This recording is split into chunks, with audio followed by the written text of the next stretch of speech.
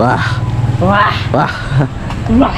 Ayan, isang mapapagpalang araw po mga ka-business. Kamusta po kayong lahat? At sana po ay nasa mabuti kayong kalagayan. At muli po, pakisamahan po kami sa panibagong vlog. Kasama po si Ashu.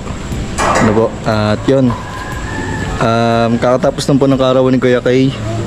2 days na po, ay 1 day. Ano po? At ngayon, araw naman ng, alam ko late na eh. Linggo. Ano bang araw ngayon, Yas? Friday. Friday Na ngayon. Yan, mga business, Friday po ngayon at di namin alam kung kailan ma-upload to. Baka Sabado kaya Linggo. At yun nga po, yun, mapagpalang araw sa inyo mga ka-business namin minamahal. Kumusta po kayong lahat? Sana po ay nasa mabuti kayong kalagayan. It's me, Dodong Charing. Nagmamadali pa, kinakabahan. At yun, mga ka-business, wala nang paligoy-ligoy pa. Pakita na natin to, Yas. Pakita na natin. Tara na, pakita na. Wow, ang ganda. Parang siyang gold. Gold. Pangalan ng kaibigan ko to. Yun, mga ka-business, may nakuha tayong bagong bike. In God's plan, meron tayong ulit nakuhang bike, no? At kung papalarin, pang ilang bike na namin itong mabibenta, pang ilan na, Yas? Apat. Pang-apat ba? Steerage? Steerage, Luanda, Hindi. Oh, Luanda. and pang-lima. Drinks, tsaka si Kulki. Si Kulki, Tapos, si Trinks. and the bike. At ito naman po ang pang-5, si And the bike. And the Bike. And the bike. Kitang-kita. Madumi pa. Mamaya, makita niya before and after yan. Pero bangan niyo po mga ka-business. At yan ay ating ire-reforma, no? Atin pong ire-repair at ayusin. May mekaniko na naman po tayo ngayong araw. Pero ngayon mga business siguro medyo pahapyaw lang po konti dahil gabi na. At siyempre kailangan din nating magpahinga kasi pagod tayo sa buong maghapong paggawa. Ano po mga business? Ano, Yas? Sa tingin mo? Sa tingin ko, Pera o bayong? paldo na naman.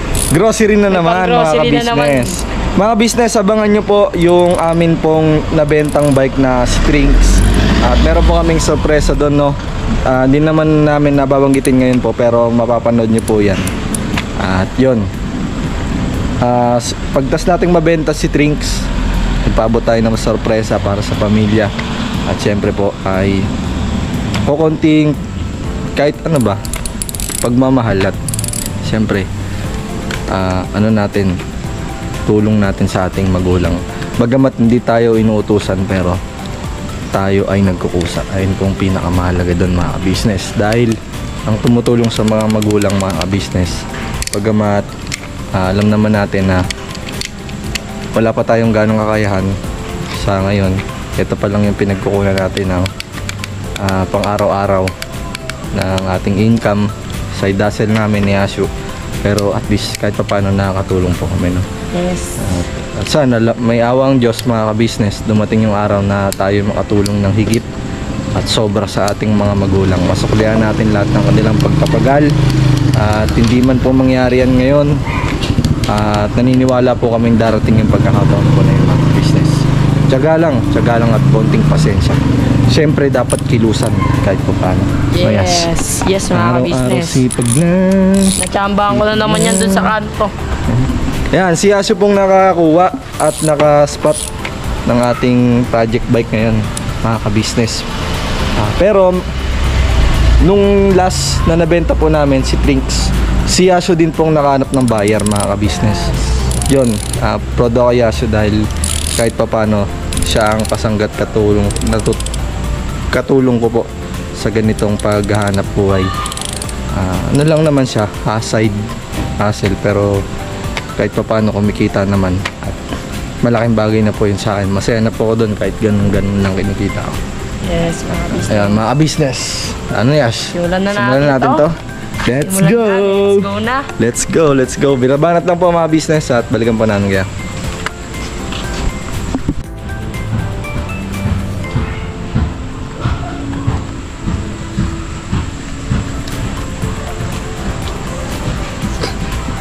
Parang model. Damn. Ano yan? Bagadang. Yan, abangan nyo to. Nakikita nyo pa paano natin i-reforma ulit ang next na ating gagawing bike, no? Ayan, meron tayong ano pa yan, Yas? Pakita Enda natin bike. yan. Enda. Bye. Yan. And the Yan, sa nakabili ng drinks ko po mga business, last lang itong nabenta natin. Salamat, bossing. Napakabait mo. Shoutout sa'yo. Shoutout sa'yo. Sana mapanood mo to. Galing ka pang Amparo, dinayo mo isip ka Ang daw. layo mo. Pero yun, ito, bossing. Para sa mga bossing ko dyan, meron na naman tayong bago. Abangan nyo to sana. Pag naayos, direct PM lang kayo mga bossing. At ito, panalong panalo to dahil ako nagsasabi sa inyo. Hindi kayo mapapaya dito. Hindi kayo mapapahiya. Dayas. Mapapaya ba sila? Hindi, malulugi lang kayo. Lugi lang. Joke lang po mga Ayan. business. Abangan nyo mga bossing ko ang ating project. Ano pangalan yan? And the bike. And the bike, mga bossing ko. Abangan nyo to. At siyempre, bigyan natin ng malupitang montage yan. Let's go! Yan o. Ito mga kabisnes o, binilhan niya ng bagong kadena. Ayan, bagong kadena yan mga kabisnes. Kaya sulit.com yan, sulit.com. Yan, nilinis niya na. Ang gandang bisikleta to mga kabisnes. Alloy na alloy yan. Alloy yan mga kabisnes. Tapos bago pa ang mga lapat. Lahat, bago pa talaga. Nakalimabukan lang. Kumbaga na-stack lang siguro ito sa may-ari na hindi. Siguro maaaring hindi nagamit na talaga. Pero ano siya, running condition. Bago pa oh, tamo. Bago pa siya mga kabisnes oh, tamo. Pag na hugasan to mamaya, pag na ano na yan, alis ni alikabok niyan, ang sintab niyan mga kabisnes oh. Lalagyan pa nila to ng ang tawag doon, ano ba tawag doon itong? Metal polish no?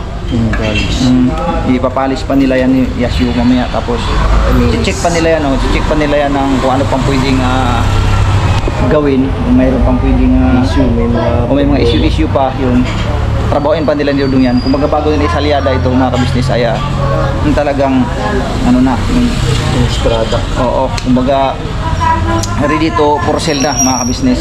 Hindi natin pwede ibenta to mga business. Na katulad ito, kailangan linisin kasi nakahiya naman kung ibinta mong ganyan lang din. Eh, siyempre pati tinuin mo talaga yan. Papaano tumubo man lang din ng konti, ayos na mga kabisnes. Yan, tira lang. Mga business oh. So, before, mamaya mapapadood natin yan pagkatapos. Si Trinks, di yung upload ba yun? Oo, si Trinks. Ito naman si In the Bike naman ang tawag niya mga kabisnes. In the Bike. Ang ganda ng frame niya. Yung frame yun, si In the Bike, malinis na si In the Bike oh. Uy, talagang hinahagod na ng sabon. Ayaw ko nga siya ibenta eh, kasi ang ganda eh. Ang ganda no? Ang ganda, mga Maganda sa kabisnes. T-Rich. Ano si Mga T-Rich? kabisnes, tinan mo mga kabisnes yung ano niya, yung plato. Maganda rin naman si Grabe, T-Rich. plato. Pero tignan mo yung ano niyo, patalyo niyo. Kakaiba boss. Para siyang made in Japan na. hindi talaga, parang made in Japan talaga yan boss. Made in Japan talaga yan. Hindi ko alam kung saan to nakuha. Kahit i-ano mo to, kahit i-search mo to sa yung In the Bike na to. Pwede mo i-search yan eh. Mamaya mga kabisnes, abangan nyo po. I-search ko ito kung magkano talaga to sa sa bintahan, sa brand nyo, Doon natin makikita to. Mamaya mga kabisnes, i-search ko yan. Hinayang ako mga ka-business kasi wala lang akong bike eh, diba? Si Enda Bike. Ay si T-Rich ko, yun yung nabenta ko kasi. Ganda rin yun, si T-Rich na yun. Pakaganda ng mga ka-business. Pagandang bike ko. Kasi unang-una, kuha yun, 29 kasi ang ano nun, ang tukat ng gulong nun. Napakalaki nun, at saka hindi ako napapagod yung sa biyahe nun. Isang padjak nun, ang lakas nun tumakbo no. Laki. Kasi 29 kasi ang bilog ng gulong eh. Ang laki. Ang laki. hydraulic tapos full stock, walang mga problema. Mga business. Kaya nga eh. Igilid ko muna itong ibang dito. Di pa dumating yung mga... Ay, panoorin nyo po pala mga ka-business kung paano ko nabenta si Trinks. Oo, si Trinks. Binlag po namin ni Asu yun mga ka-business. Hindi pa na-upload yun eh, di ba boss? Di pa boss. Di pa edit ko pa din eh. Mm. Para meron tayong panibagong So yun, saktong-sakto mga ka-business pag nabinta ito. At sana kung luluobin ng Panginoong Diyos mga ka-business at pag nabenta ito, masuklian ba siya ng 2 bisikleta sana, no? Mga 2 bisikleta para ano. Mga ka-business, ito talaga nagkaroon talaga ako ng interest dito sa ganitong negosyo, sa totoo lang. Kasi dati-rati baliwala man sa akin to, wala man akong hilig nito. Tapos sa totoo lang, wala talaga akong hilig nito. Marunong ako magbike, pero ibig sabihin yung kahiligan, no? Siyempre mayroong tao na mahilig sa bike eh. Isang tingin lang, alam na kung ano yung mga pyesa na yan. Ako wala talaga. Pero nung simula, nung naumpisa ni Yasio, tapos nakikita ko sa kanila, okay pala kung kita nito ah. Nagkaroon ako ng interest mga ka-business. Kung meron lang talaga akong sapat na puhunan, mamumuhunan talaga ako dito. Tsaka gusto ko, kasi ang gusto ni Yasio mga ka-business ay gusto niya magkaroon ng isang pwesto ba, yung tinatawag na bike shop. Kumbaga, bibili tayo ng mga sikunhan na katulad nito, tapos i-stack mo doon sa yung pinaka tawag nito, yung stackan. Mayroon tayong pwesto na stackan, doon siya i-stack. Kasi dito, hindi kasi pwede dito mga kabisnes kung dito ka maglalagay ng mga bike ano, kasi siyempre ito Falcon ito di naman kasi pwedeng kasi kung ginakainan isang sasakyan pa rito. Tsaka marami nakaparada dito kasi mga kabisnes. Tulad ng mga motor namin, tapos may e-bike diyan. Tapos ito motor ni bike, tapos yung bisikleta pa ng iba na yan oh. So hindi talaga pwede kung dito. Ang gusto ni Yasio mga kabisnes, ay sabi niya, pag gusto ko magkaroon ng isang pwesto talaga na di bali maliit lang, hindi man ganun kalakihan, basta pag may nabili kami mga bisikleta halimbawa mga 10 ganyan, may paglalagyan kami doon. Tapos habang sa araw-araw ay gumagawa sila, gawa sila ng ganyan, no? Yung halimbawa may 10 bike na gagawin sila. Tapos katapos ito itabi dito. Tapos kuha na naman isang bike, ayos, tabi dito ganyan. Tapos isasalyada rin agad para kung kinakaya ma-pull out agad para pag may makuha uli, salpak uli dun sa yung bang ano bang tawag yan, bodega, sabihin natin bodega, maliit na bodega o maliit na pwesto mga kabisnes. Yan ang gusto ni Yasio. Kanya lang sabi ko, saan man tayo makahanap din dito na yung man lang sana ay bakanting lote para paglalagyan ng mga bike na mabibili. So sabi ko kay Yasio, kaya mo maghanap tayo saan tayo po pwede na makahanap mga lote na pwedeng pakiusapan natin na pwede maglagay tayo ng isang kubo doon na doon ilalagay lahat ng mga bike. Kasi nagugustuhan kong negosyong ito mga kabisnes. Ang gusto ko rito pagluloobin ng Panginoong Diyos na magkaroon ako ng sapat na puhunan, no? Ang sabi ko kay Yasio, kay Ladudong, sabi ko gusto ko magkaroon ng kahit mag-start yung puhunan mga 10,000 tapos yung 10,000 na yun iubos talaga yun, ipamili ng bisikleta lahat, iubos yun.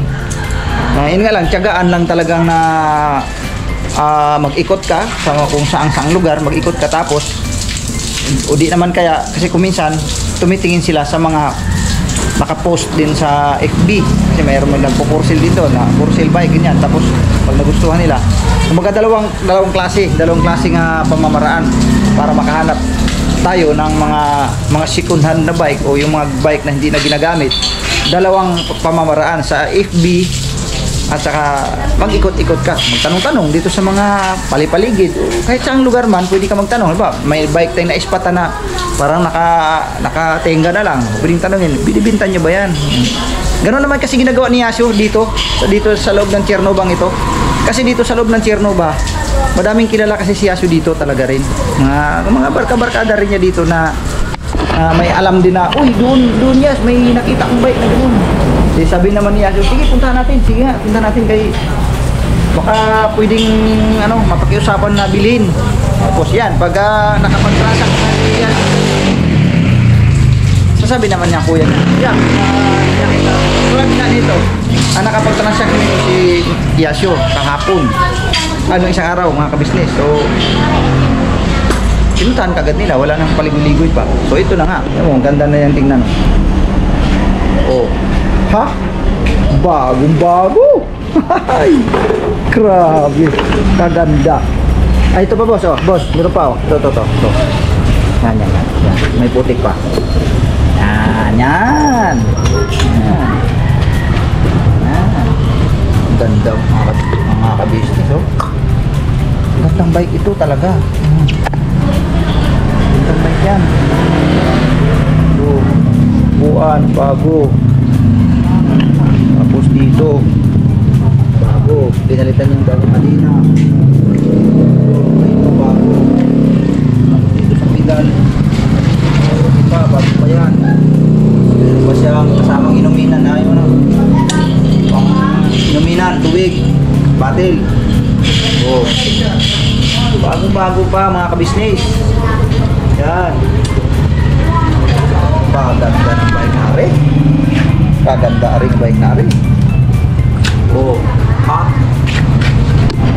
Ayun po mga kabisnes. Yun po yung sinasabi ko na kapag kami awa ang Panginoon Diyos, mas niswerte tayo. Magkaroon tayo ng maganda-gandang puhunan dito. Tututukan ko ito mga kabisnes. Kasi, siyempre habang nagbablog din tayo, mayroon tayong sideline na katulad dito. Parang dito ako, sa totoo lang dito ako nagkakaroon ng interest eh. Kasi okay naman yung kitaan niya. Yan. Ano, okay na? Ayos. So yun po mga ka-business, babalikan po namin kayo. Kasi kasalukuyan pang sinisipat-sipat pa nila doon kung ano pa yung pwedeng i-upgrade.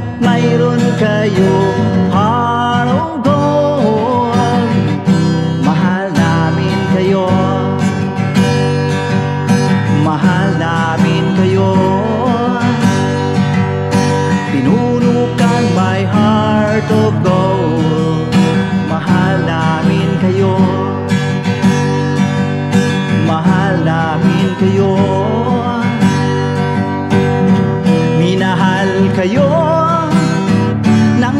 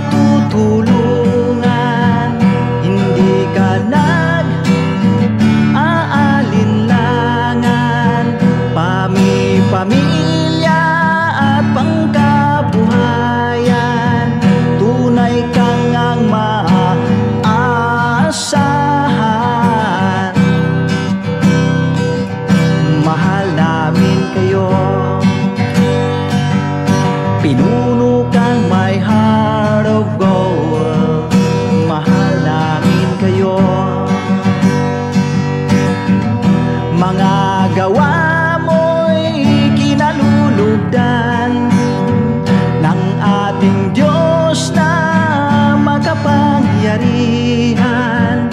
Pinuno kang my heart of gold. Mahal namin kayo, mahal namin kayo. Pinuno kang my heart of gold. Mahal namin kayo, minahal kayo ng mga tao kahit sa panig nitong mundo, pagkat mayroon kayong heart of gold. Mahal namin kayo, mahal namin kayo.